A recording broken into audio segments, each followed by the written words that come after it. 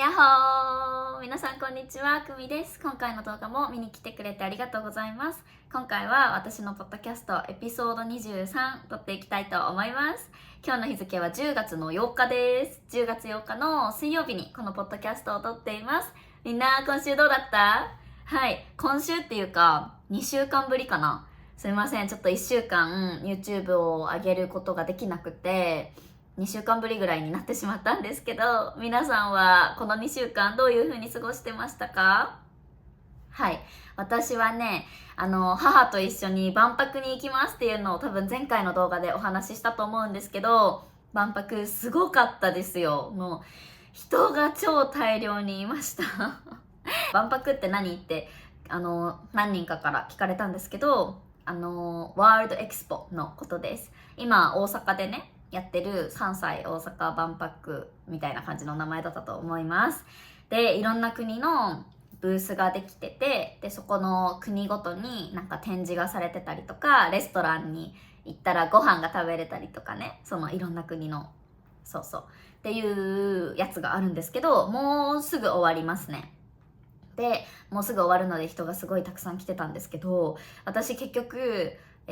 スペインとベルギーとサウジアラビアの3つの国に行くことができました。はい、もうどこの国も本当に大量に人が並んでて、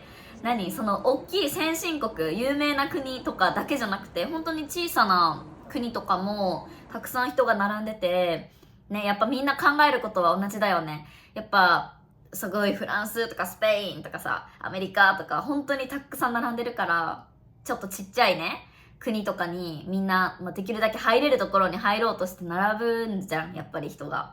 そうで結局どこもすごい並んでて、30分は最低待たないといけないんじゃないかな。で普通に1時間半とか並んで待たないといけないところもありました。はい。で私は結局母と一緒にここなら行けそうなんじゃないっていうところにね行ってみて、スペイン、ベルギー、サウジアラビアに行けたんですけど、すごい楽しかったです。その中でも私たちがすごく気に入ったのはベルギーのパビリオンがすごく気に入りました。ベルギーのパビリオンはね、命を守るっていうことをテーマにしたゾーンに作られていたんですけど、水ってさ、3体って言って、固体、液体、気体の3つにね状態が変化すると思うんですけど、その3つをテーマにしたまずパビリオンの作りになっていて、パビリオンを入ったらすぐにすごく綺麗な水がパーって流れてるような、すごく素敵なものがありました。ちょっ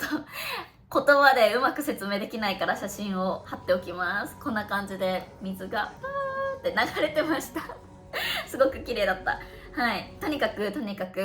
パビリオンの作り自体が水のね、液体、気体、固体っていうのをイメージして作られていて、はい、すごく面白かったのと、展示のところではね、ワクチンについてすごく勉強をしました。ベルギーってヘルスケア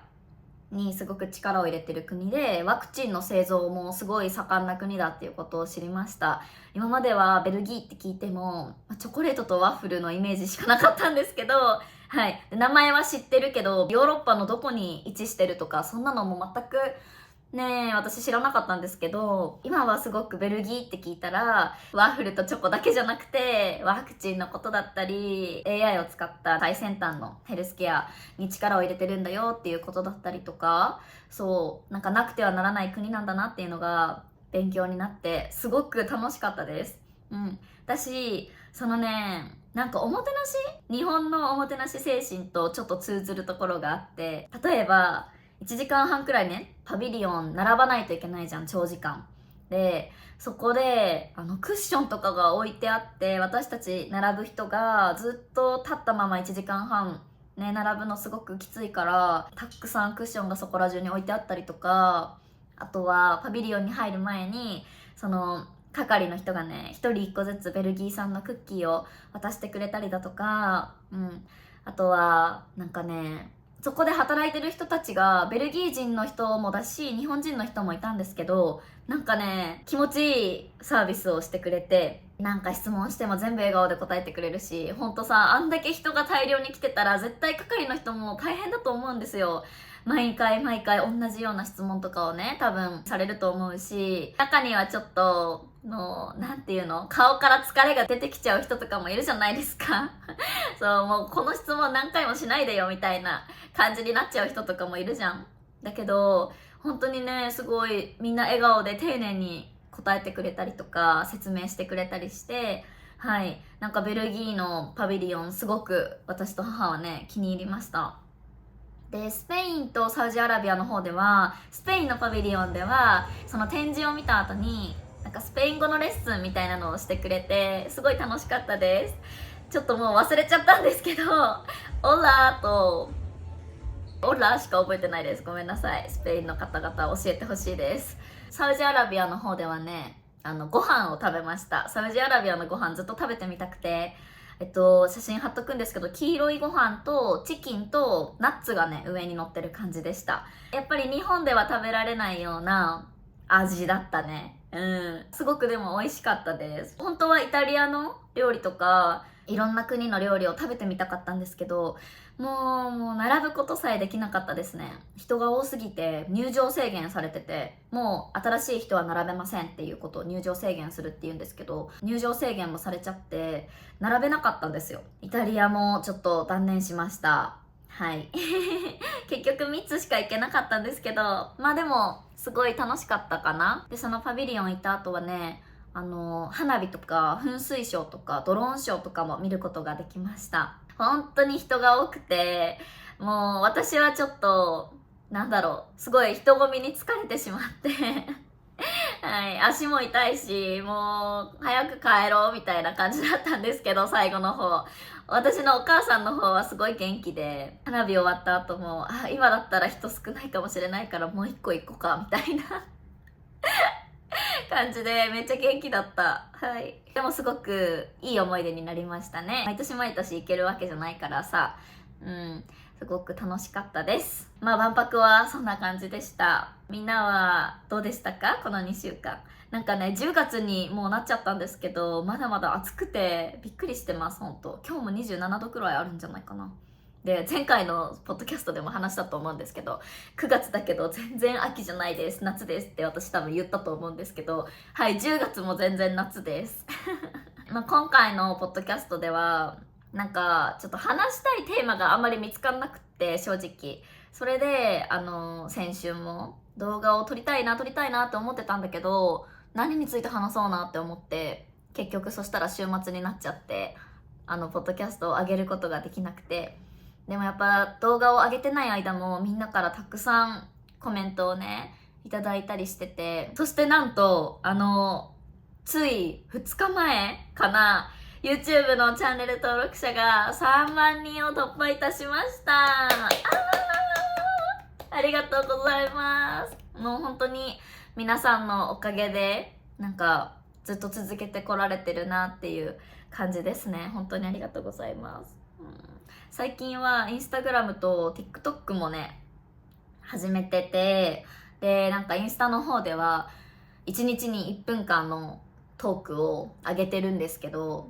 そうちょっとこれも毎日上げれてないけど最近、まあでもだいたい上げれる日は1日1分間、本当に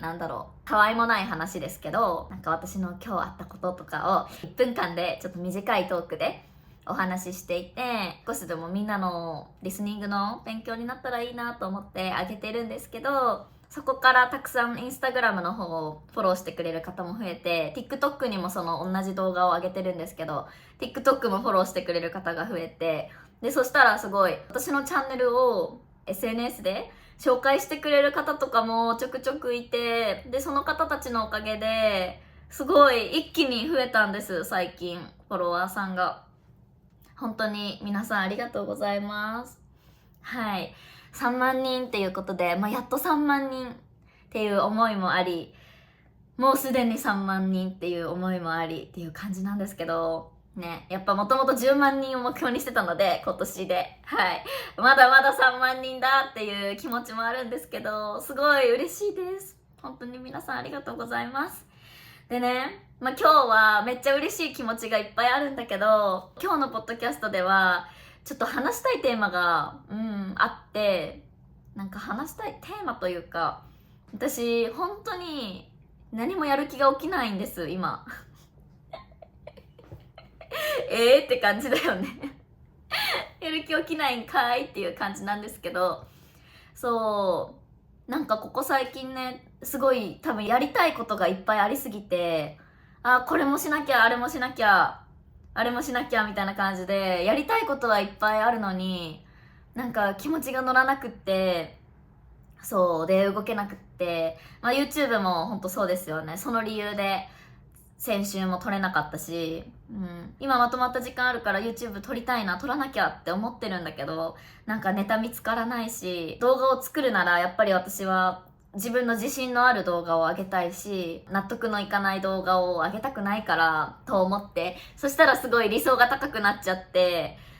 これじゃあ面白くないな、あれじゃあ面白くないなみたいなんで考えちゃって、結局上げられなくてみたいな。そうですごいね、なんかモチベーションが今下がってるんですよね。で今日はみんなにそういうモチベーションが下がってる時は皆さんはどうしますかっていうのを聞きたくて、はい、この動画を撮ってます。なんかさ、すごい頑張りすぎちゃってたのかな。ジムとかもやっぱりちょっと前までは週3回絶対行くぞって決めて、もうしんどくても重い腰を上げて行ってたんです。で早起きして朝ジムに行ってみたいなのをしてたんだけど、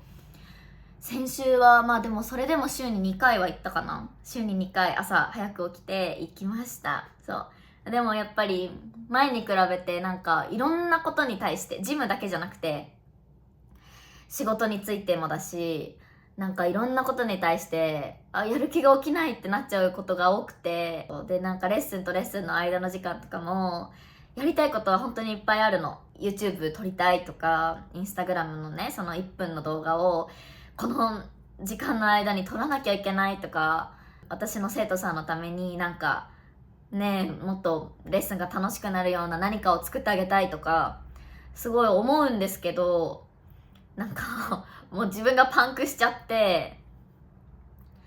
どうしたらいいんだろうって思っちゃうことがあるんですね。みんなからの YouTube のコメントもさ、めっちゃ嬉しくて、本当に一個一個丁寧に返したいし、できるだけ返してるんですけど、なんか何をするのもすごい力がいるみたいな感じになっちゃって、でもさ、女性はさ、皆さんわかると思うんですけど、こう毎月1回ホルモンバランスのあるじゃないですか、乱れみたいなのが。それすごい大変だよね。もう女子ってなんでこんな大変なのって感じなんですけどはい。でなんかやっぱホルモンの周期的にさ、そういう時期ってセンシティブになるじゃないですか。だからめっちゃすぐに泣きやすくなったり、私常に結構泣きやすいんですけど泣き虫な方なんですけど、なんか何に関してもね、やる気が起きなかったり、センシティブになって泣きやすくなったり、感情が起伏が激しくなってしまったりっていうのがあるじゃないですか。みんなはやる気が起きない時とかはどうしてますか？私は結構単純なので、自分の好きなものを食べて、自分の機嫌をとって、テンションを上げて、また頑張るか、みたいな感じで、ゆっくりちょっとずつ進めたらいいか、みたいな感じでね、気持ちを上げるんですけど、みんなはどうですか？私はよくだからもうちっちゃなことでも自分にご褒美をあげようっていう風にしていて、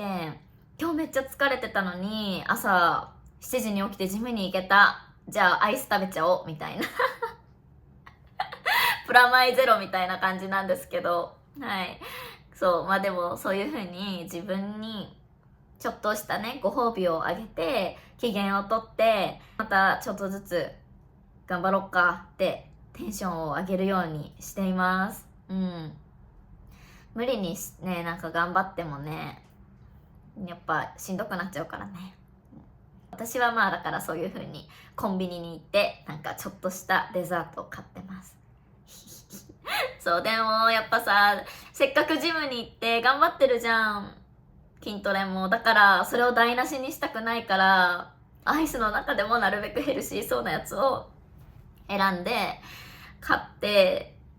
食べたりとか、なんかあとはコーヒーを買いに行ってちょっと元気を出したりとか、そういう風にして自分のご機嫌をねとってるんですけど、みんなはどうですか？で、あとは泣きたい時はたくさん泣いたらいいと思うんです。なんかさ、結構外国人の人って人前で泣くのがなんか悪いことっていう感じなのかな。悪いことというよりかは、なんだろう、なんかリアリティショーとか見てるとみんなさ、もう泣きたくない泣きたくないみたいな感じで言うじゃん。うん、もう I don't wanna cry みたいな感じでみんな言ってて、なんでなんだろうと思って。結構私の考え的には別に泣くのは全然悪いことじゃないと思うので、逆に泣いた方がすっきりするしそうだから私は泣きたい時はあえて悲しい曲を聴いたり、あえて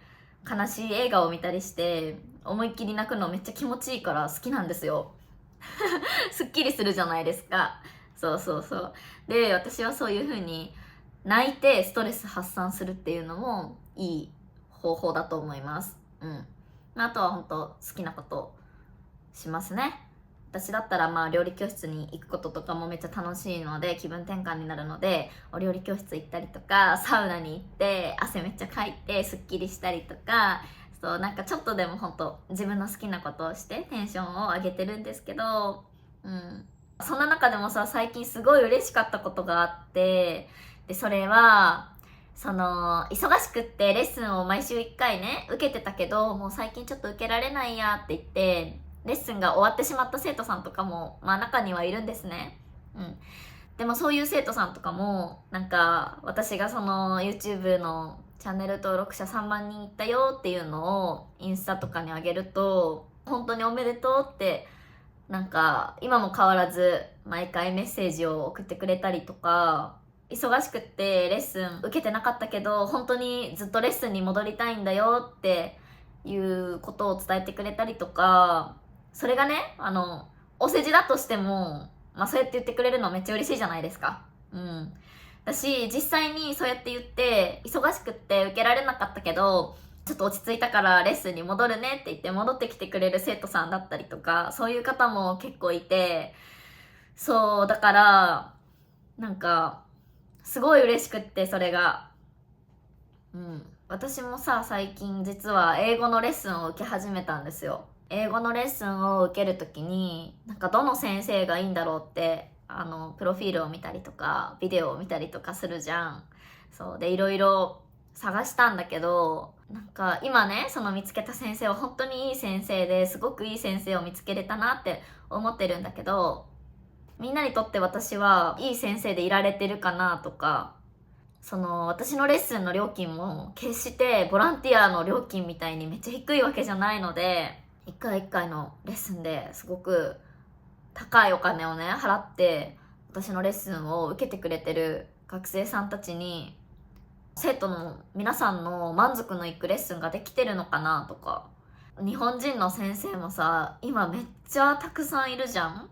私がさ始めた時よりも今本当に多くなってて、インスタグラムとか TikTok とかでショート動画とかを出してる人とかもめっちゃいる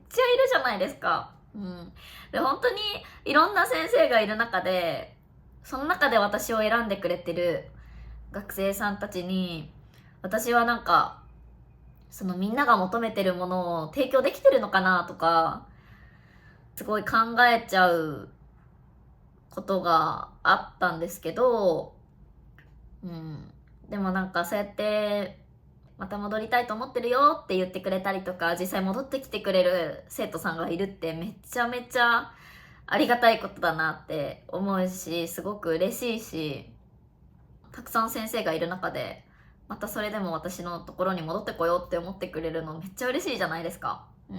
だからこそみんなのためにもっといいものを提供したいって思うんですまた泣きそうになってきたはい。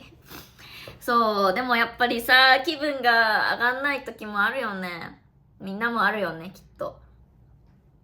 レッスンの時はね本当に疲れててもなんかやる気が起きないなってその直前まで思ってたとしても、でもその時は本当にスイッチが入るし、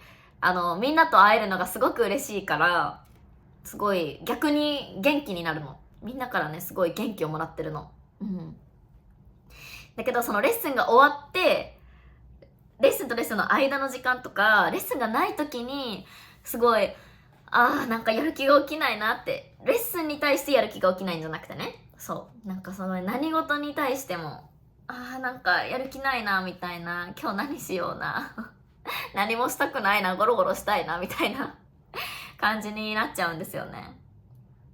はい。まあね、そういう時期もあるよなって思いながらちょっとずつ自分の機嫌を取りながら頑張っていきたいと思います。はい。昨日も実はすごく仲のいい私の生徒さんに会ったんですけど、ですごい元気をもらったし、その時もその生徒さんが本当に私とレッスンを始めたおかげで、その生徒さんはJLPT N2 を合格したけど本当に話すことはできなくって、私なんかやっぱり日本人で話した時に発音とかがうまくネイティブじゃないから通じなくて怖いなっていう思いをしたりとか、話したくないなっていう思いになっちゃうことがあったけど前は、けどレッスンを通して発音とか文法とかがめちゃくちゃでもその相手に伝わればいいし、相手に伝わる努力をねできるようになったって言ってくれて、本当に私のレッスンを始めたおかげですって